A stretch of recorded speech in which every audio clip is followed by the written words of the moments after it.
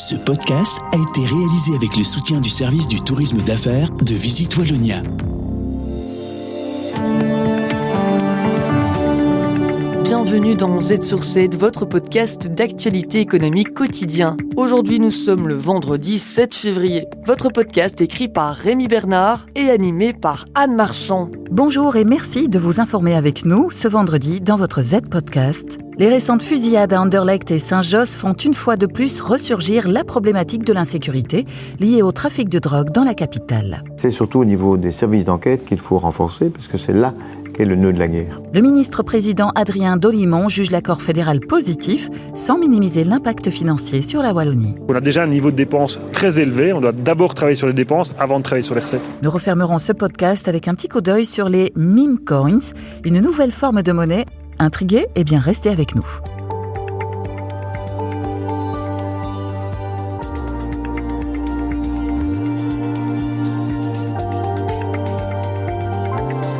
Z sur 7 à la une. Vous avez certainement vu ces images. 2 hommes armés ouvrent le feu aux abords de la station de métro Clémenceau à Bruxelles. Les fusillades d'Anderlecht seraient liées à des gangs de trafiquants, selon le bourgmestre. La drogue arrive en Belgique par port et aéroport, puis est vendue sur le territoire. Les gains sont blanchis via l'ORECA, le commerce ou l'immobilier. Pour le président du tribunal de l'entreprise de Bruxelles, lutter contre ce blanchiment est la clé pour freiner le trafic. Paul Dayer. Si on arrive à détecter, à dissoudre les sociétés concernées et à dénoncer les auteurs au parquet qui sont poursuivis, et donc surtout à saisir les fonds, in fine, les trafiquants de drogue n'auront plus l'intérêt de venir de trafiquer et blanchir à Bruxelles ou en Belgique, puisque ça deviendra un lieu trop dangereux, d'où l'intérêt d'un renforcement des moyens.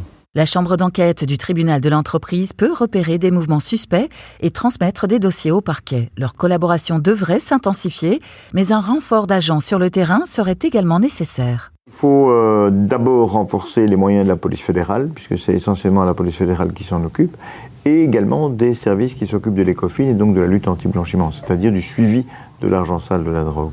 C'est surtout au niveau des services d'enquête qu'il faut renforcer, parce que c'est là qu'est le nœud de la guerre. Les entreprises et commerces servant au blanchiment d'argent nuisent aussi à l'économie locale en étouffant le tissu économique. À cela s'ajoute l'insécurité. Les dealers inquiètent les riverains et font fuir la clientèle des commerces, déjà fragilisée par la conjoncture. Si un trafiquant de drogue utilise une pizzeria factice pour blanchir l'argent qu'il a gagné en vendant de la drogue, en réalité, il aura un avantage concurrentiel puisqu'il va se financer sur le trafic de drogue, alors que ses voisins qui vendent également des pizzas, eux, devront payer un crédit bancaire. Donc le risque, c'est que vous allez tuer les sociétés saines et permettre le blanchiment de l'argent. Et de toute façon, les sociétés qui blanchissent finissent tôt ou tard par disparaître une fois qu'elles ont atteint leur but.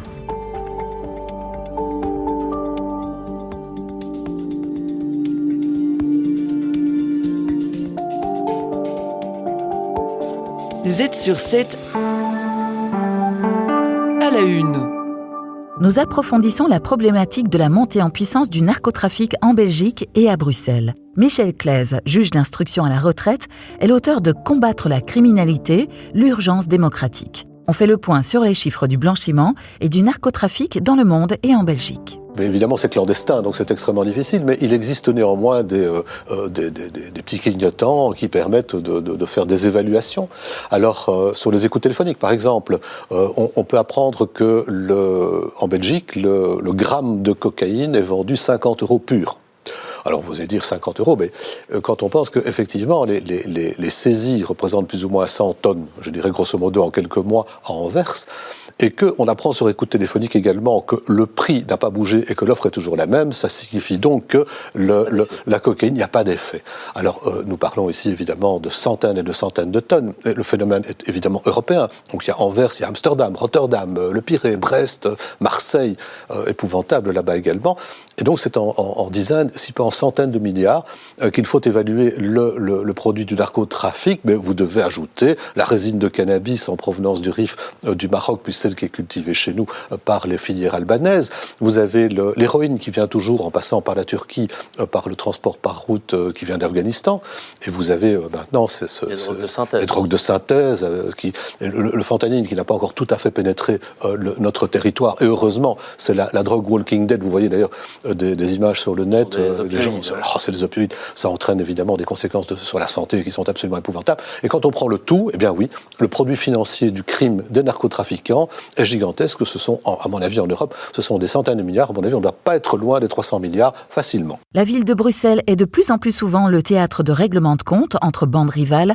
La ville attire le trafic par sa taille et sa densité de population, son anonymat ou encore la présence de spécialistes dont les criminels ont besoin, des banquiers et des experts en crypto-monnaie, des agents nécessaires au blanchiment de l'argent issu du trafic de drogue. Surtout les grandes villes parce qu'il y a plus de consommateurs, mais aussi parce qu'effectivement il y a dans les grandes villes les bureaux spécialisés. Alors pourquoi ça leur plaît ? Mais parce que la criminalité financière fonctionne extrêmement bien parce qu'elle n'a pas de frontières. Alors en plus on supprime toutes les frontières et c'est les moyens techniques et notamment de communication informatique qui touchent au système bancaire et aux crypto-monnaies facilitent cette suppression de frontières, tandis que nous en termes de répression nous avons toujours ces frontières malgré des moyens européens qui sont mis à disposition, qui progressent, mais nous sommes toujours en cruel manque de moyens, tant sur le plan magistrat que sur le plan policier, sur notre territoire. Alors eux, ils ont beaucoup d'argent, ils peuvent payer évidemment un maximum les plus grands spécialistes, et nous travaillons toujours avec des sparadraps et des ficelles pour tenter d'obtenir des résultats. Pour le citoyen, l'issue réservée à l'argent saisi n'est pas toujours très claire. Serait-il envisageable d'employer cet argent au financement de la police ? C'est ce qui a été suggéré par Mme Van Wemmersch, qui est la magistrate en charge sur le plan national des affaires criminelles des narcotrafiquants. Elle a parfaitement raison. Ce système existe en Italie, donc vous avez la récupération des biens arrachés aux mafias, justement pour lutter contre les mafias. On devrait pouvoir envisager cela par les formations des policiers et par les moyens techniques dont on a cruellement besoin. Ce serait en tout cas une excellente idée. Regardez que je pense qu'il y a plus de 100 millions saisis rien que dans ce cas ici. Il faut évidemment augmenter ces chiffres et le plus vite possible et surtout, bon sang, mais réveiller le monde politique en leur disant arrêtez de parler uniquement de sécurité, quoi. Parce que franchement, ça, comme je dis toujours, dans une rage de dents, la sécurité, c'est prendre un calmant pour calmer la douleur, parce qu'il faut faire, c'est arracher la dent, et arracher la dent, c'est s'attaquer à la tête de la pieuvre, et ça, moi je n'ai rien entendu, en tout cas dans le programme Arizona, qui commence à emmancher une réflexion en ce sens, à part peut-être de dire on donnera plus de moyens, et assez curieusement, c'est à la police fédérale d'Anvers qu'on va les donner. Non, le problème, il est évidemment national.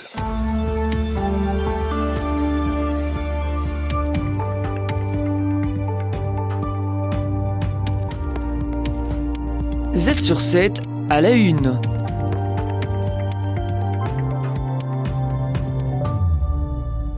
Majorité et opposition s'accordent sur l'impact financier de l'accord fédéral pour la Wallonie, mais divergent sur son ampleur. Dans notre épisode d'hier, nous avons analysé quelques mesures concrètes, telles que la taxe sur les plus-values ou la modification de l'impôt sur la personne physique. Le PS estime une perte annuelle de 160 millions pour la région et 70 millions pour les communes. Le ministre-président Adrien Dolimon ne confirme pas ces chiffres, relativisant en affirmant qu'une partie avait été anticipée. On savait qu'à partir du moment où il y avait des discussions sur les modifications de la quotité exemptée d'impôts, que d'office, de par la loi spéciale de financement, ça allait avoir un impact sur la région. Ça n'avait pas été, pour être transparent, directement implémenté dans la trajectoire et dans les tableaux budgétaires qu'on avait fait à la mise en place du gouvernement. Et donc on va devoir les intégrer. Maintenant, on a la chance d'avoir l'épure complète. Donc, on va pouvoir voir où on ajuste pour pouvoir justement atteindre l'équilibre qui est attendu à la fin de la législature. Le moment est mal choisi pour ces coupes budgétaires. En 2024, la dette wallonne atteignait 27 milliards, soit une hausse de 137% depuis 2019.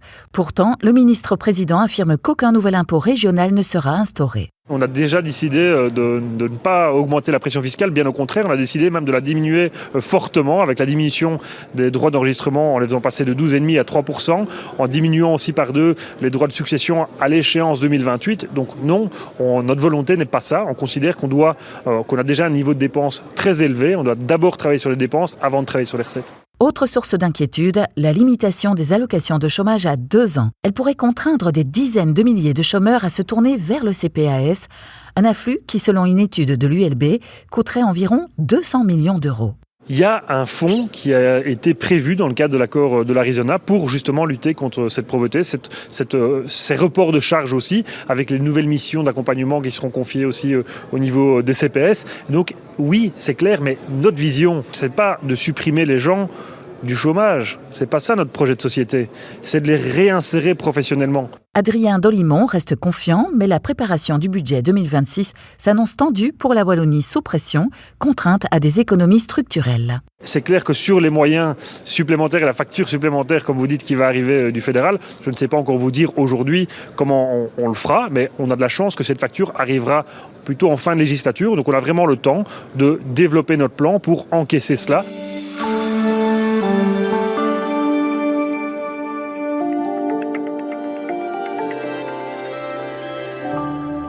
Que sont les meme coins, cette nouvelle forme de crypto-monnaie ? Même Donald et Melania Trump en ont créé. Alors, est-ce une blague ou de la spéculation pure ? Olivier Mouton interroge Sébastien Buron, journaliste à Trends Tendance, auteur d'une enquête sur le sujet. Première question. Les meme coins, qu'est-ce que c'est ? Oui, c'est un peu un objet volant non identifié dans le nouveau paysage de la crypto et du numérique.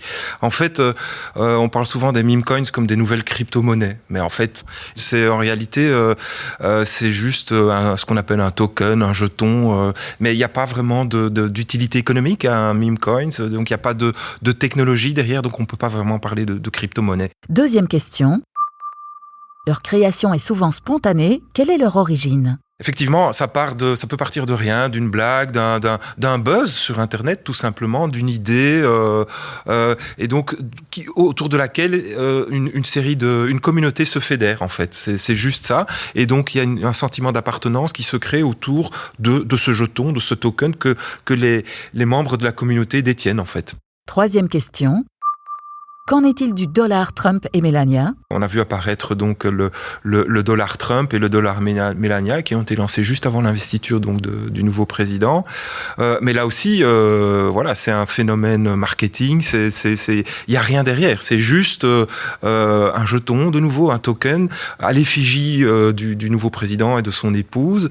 Et voilà, on peut en acheter, mais ça ne donne accès à aucun service. On peut rien acheter, on peut rien payer avec le dollar Trump et le dollar Melania.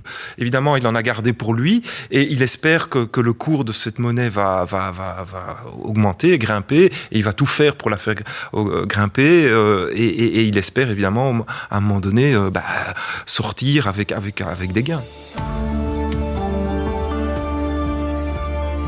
Les meilleurs experts boursiers vous proposent des analyses des marchés internationaux, des conseils avisés et les dernières tendances économiques. Z sur 7, expert boursier. Pour nous accompagner dans notre revue des marchés, nous accueillons Caroline Palumbo, experte financière en durabilité pour BNP Paribas Fortis. À ce titre, elle revient sur les nouvelles mesures de Donald Trump concernant le climat. L'expression « drill baby drill » inonde les médias. Les États-Unis, second émetteur de CO2 au monde, se sont donc retirés des accords de Paris. Quel impact cette décision pourrait-elle avoir ? Je pense que la décision, on l'a bien compris, est avant tout politique. Elle est basée d'abord sur la question de l'autonomie énergétique des États-Unis via notamment le pétrole et un petit ras-le-bol quant au financement de la transition des pays qui sont un petit peu plus pauvres. Alors contrairement à la première fois il y a 8 ans, la décision devrait pouvoir être mise en application dans maximum 1 an. Donc ça veut dire que concrètement, on pourrait voir par exemple tous les subsides, enfin pas les subsides, mais les incitants fiscaux pour l'achat de véhicules électriques être complètement supprimés. En revanche, un des piliers de l'IRA, c'est les subventions à l'industrie pour se verdir. Et là, les subventions sont déjà parties. Et les entreprises ont déjà investi. D'ailleurs, l'IRA, contre toute attente, aujourd'hui a beaucoup plus de popularité qu'il y a 8 ans parce qu'elle bénéficie à des États républicains qui vraiment en sont devenus un peu fans. En ce qui concerne les sources d'énergie, quelle est la répartition actuelle du mix énergétique aux États-Unis ? Eh bien, à peu près 25% du mix électrique, qui est le plus représentatif, est composé d'énergie renouvelable. C'est 2 fois plus qu'il y a 10 ans. Donc ça veut dire que ça a progressé. Quand je pense au charbon, il est passé de 50% de contribution à 15%, malgré les déclarations de Donald Trump lors de son précédent mandat. Et dans certains États, je pense notamment au Kansas ou l'Iowa, eh bien, plus de 50% du mix électrique vient de l'énergie éolienne.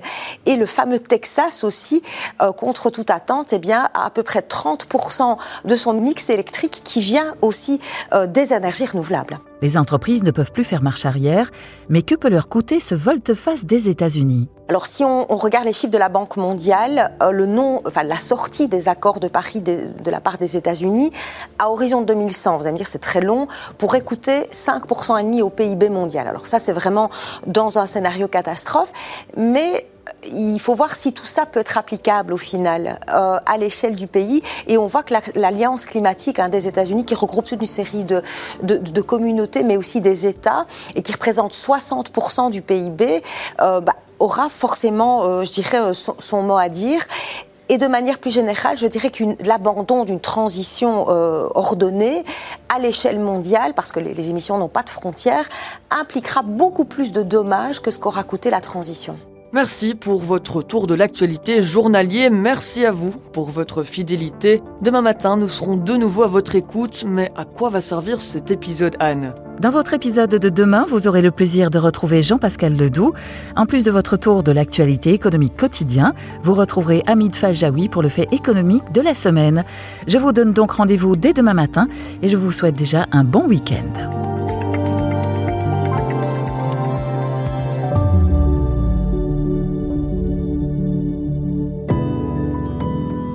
La Wallonie est la destination idéale pour vos événements professionnels. Infrastructures de qualité, cadres inspirants et services personnalisés, séminaires, conférences ou congrès, mais également des idées pour vos team building. Profitez d'un environnement accessible, moderne et naturel. Rendez-vous sur visitewallonia.be.